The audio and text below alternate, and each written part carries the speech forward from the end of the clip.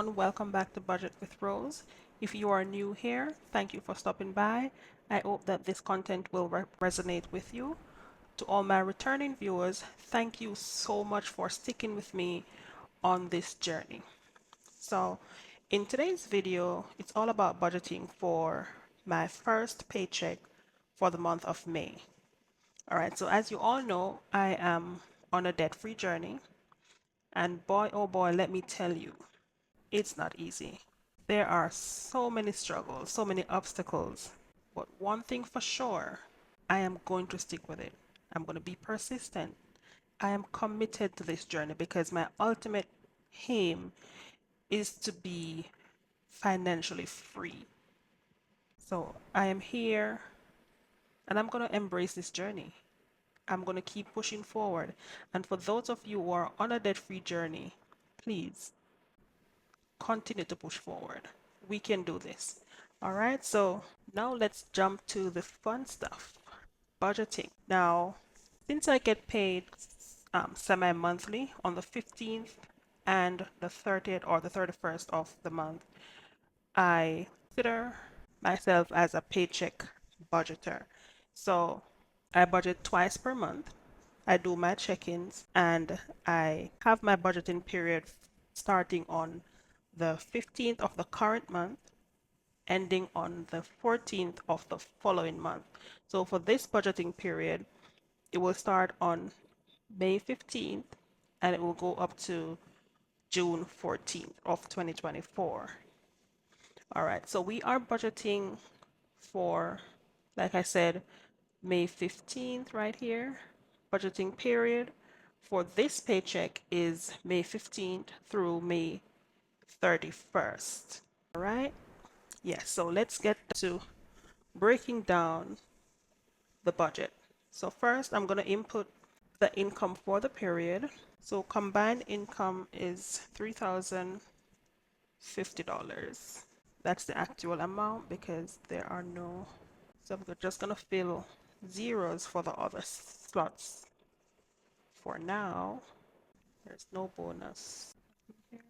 All right, I am going to leave funds for cell phone bill blank for now because I will be getting back the money that I'm paying for my two adult daughters. And as I mentioned, my adult daughters, I want to know what your thoughts are on your kids paying their own bills. Let's say their own cell phone or assisting with utilities in the house because I am now giving my two girls the responsibility of paying the utilities for the house. So just let me know, how do you approach it if you do have adult kids in your household. All right, so let's move along. So we are budgeting $3,050.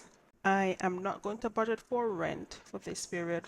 For water, because we just no, I don't need to budget for water actually because I already paid the deposit for water. So rent is going to be zero for now. Water is zero. For gas, for natural gas, there is a connection fee of $25. We did not need to pay a deposit for that. And the same thing for electricity, a connection fee of $50. We did not need to pay a deposit for those too. For internet, I am going to put zero for internet. For cell phone, I'm going to put the $347.48. Now, our normal cell phone bill is within the range of, let's say, $252. So one of my daughters, she traveled, so I don't know why she decided to use her phone outside of the country. So now she's stuck with some extra money. So that's going to be her responsibility to pay that portion along with her bills, with her regular cell phone bill. Fuel for the cars, I am going to put $150. I do not think that we will need $150, and the reason being is for right now, only one car will be used for work because I'm now working from home because my son is sick. So I'm working from home. I don't need to be traveling to work. But I'm still gonna put $150 just in case we do need to buy extra gas because my husband does have to pick up the girls from work as well. So that $150 will cover any additional gas that he needs.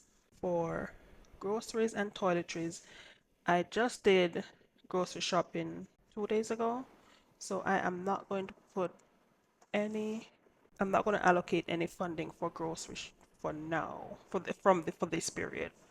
So, you know what? On second thought, let me put $60 so I can get some fresh vegetables. For the car insurance, that increased to $410. It was $393. Another increase on that. I am not expecting anything for medical copay expenses. Prescription, there is another prescription for my son at the pharmacy. I'm trying to get the doctor to do a prior authorization for that because it is almost $1,000. So I'm just gonna put that on hold for now until they get back to me. All right, so I'm gonna put 0 here for now. I can actually remove this line and life insurance that was already paid, so there is nothing there. So for housing and general expense category, I am budgeting $1,042.48. I am going to skip savings for right now. I do have a video coming up for my savings challenge that I should have done at the end of April, but I did not get to do that. So that video, please be on the lookout for that video. See how much I had to save for the month of April. And I'm trying my best not to go into that savings money. I want to achieve that savings challenge. Gifts and books, those are going to be 0.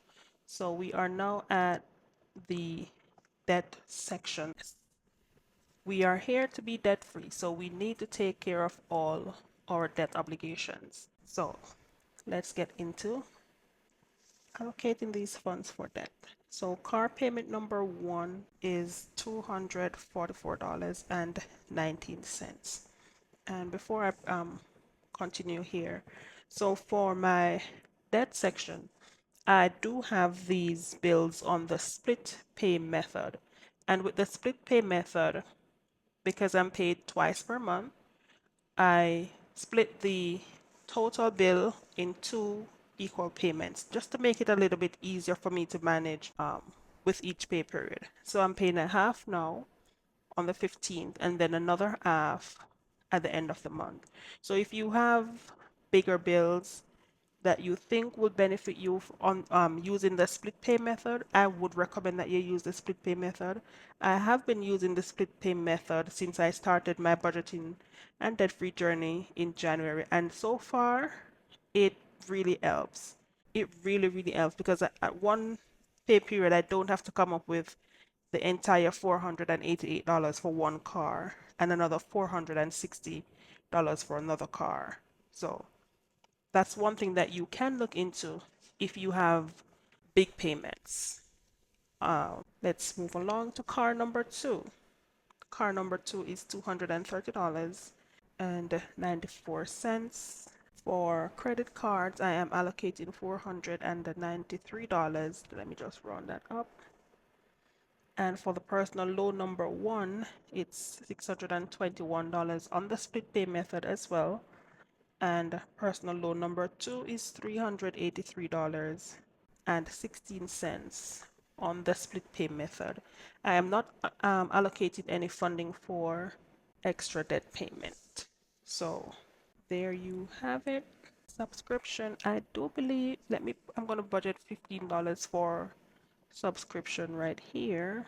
And this $20 that is left over in this available to budget section right here, $20.23, I am going to put it in did not budget, $20.23. So I'm going to be holding this $20.23 right here. Let me just put 0 here. And my budget breakdown for the period May 15th through May 31st is now at 0.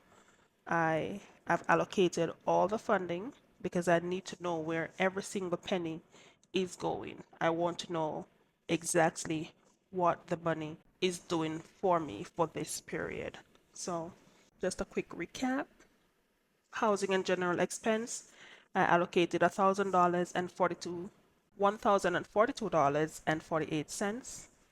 And for my debt obligations, I am allocating $1,972.29. This is a huge amount of our paycheck going to debts.